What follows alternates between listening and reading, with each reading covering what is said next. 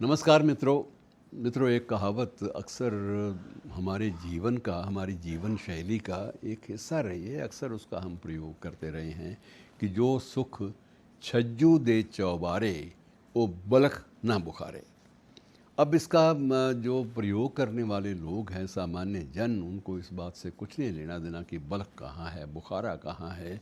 उनको ये पता है कि ये बहुत खूबसूरत जगह ऐसी हैं, अफ़गानिस्तान में है या कहीं भी है या काबुल के नज़दीक है, लेकिन जिनका उल्लेख होता है बड़े प्रेम के साथ, उनका जानना उनके लिए महत्वपूर्ण नहीं है। उनके लिए महत्वपूर्ण है छज्जू का चौबारा।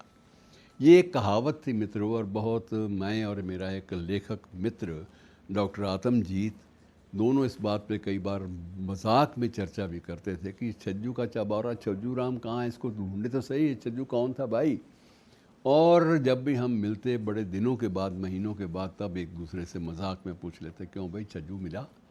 तो नहीं मिला, लेकिन 1988 में आकर मैं एक बार यात्रा पर जब गया तो इस बात की एक उत्सुकता सी जगी कि किससे पूछ क्यों न लिया जाए कि छज्जू राम की ये कहावत जो है, ये छज्जू का चौबारा, ये है भी या सिर्फ कहावत में ही है।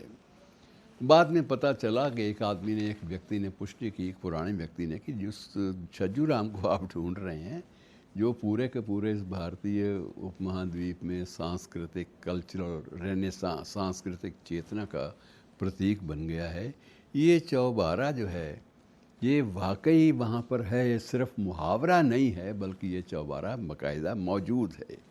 और मुझे उसने जो रास्ता बताया, उस रास्ते पर जाते जाते मैं एक टूटे फूटे खंडर की नज़दीक पहुँचा। वहाँ एक कोने में एक मंदिर भी था, एक कुछ और भी तख्तियाँ लगी हुई थी। और वो बाकायदा उसके बाद जब वहाँ पहुँचा तो वो एक 2 मंजिला मकान था मित्रों। और 2 मंजिला मकान, वो जिसमें नीचे की मंजिल पर एक हिस्से में लाला छज्जू राम, अब मैं आपको नाम पूरा उनका बताता हूँ, लाला छज्जू राम भाटिया। लाला छज्जू राम भाटिया की स्वर्णकार, अर्थात वो सुनार की, सोने की दुकान थी, जेवरात की, ज्वेलर थे आज के संदर्भ में जो शब्दों का प्रयोग होता है। और दूसरे हिस्से में, उसी बिल्डिंग के दूसरे हिस्से में उनका परिवार रहता था।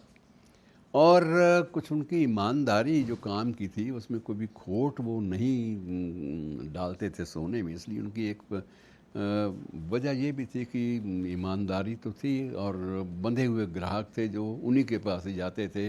लेकिन वहाँ ईमानदारी की वजह से बहुत भीड़ भी नहीं रहती थी कि ये बंदा ज़्यादा ईमानदार है, और ये ईमानदारी से जो सोना या जेवर बेच रहा है, ये तो बहुत महंगे लगेंगे, और हमें थोड़ा बहुत मिलावट चल जाए, सस्ता पड़े तो चल जाता है।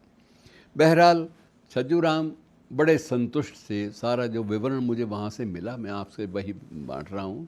छज्जू राम संतुष्ट थे, मुझे कोई दिक्कत नहीं है।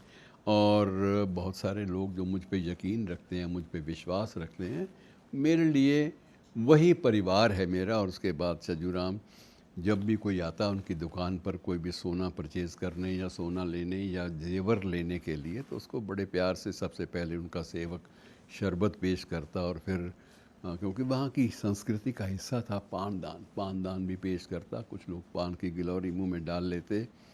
तो छज्जू का चौबारा जो है मित्रों, उन दिनों सिर्फ चर्चा में इसलिए था कि उसकी ऊपर वाली जो मंजिल है, लाला छज्जू राम ने फ़कीरों के लिए रखी हुई थी कि यहाँ भटके हुए सूफ़ी फ़कीर या दूसरे कोई भी संत या जो धार्मिक भजन गाने वाले लोग, अगर वो वहाँ पर रात बिताना चाहें, तो रैन बसेरे के रूप में उन्होंने इसका बंदोबस्त किया हुआ था।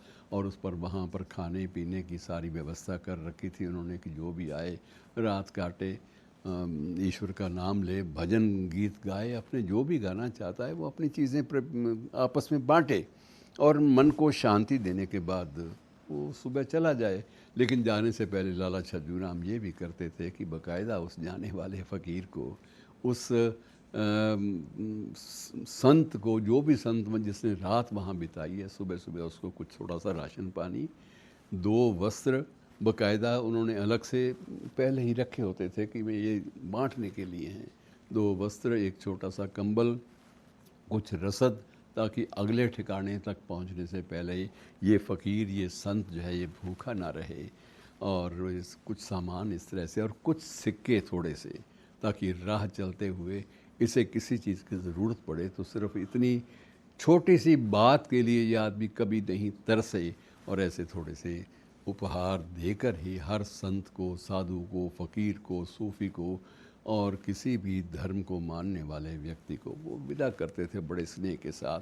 और उसके बाद उन्हीं फ़कीरों ने ये मुहावरा ये जगह जगह पहुंचाया कि जो सुख छज्जू दे चौबारे, वो बलख ना बुखारे, कि जो शांति यहाँ आके मिलती है वो कहीं नहीं मिलती। मित्रों, इससे बारे में बहुत सारे अन्य तथ्य भी हैं, आपसे फिर कभी बांटेंगे। शुक्रिया।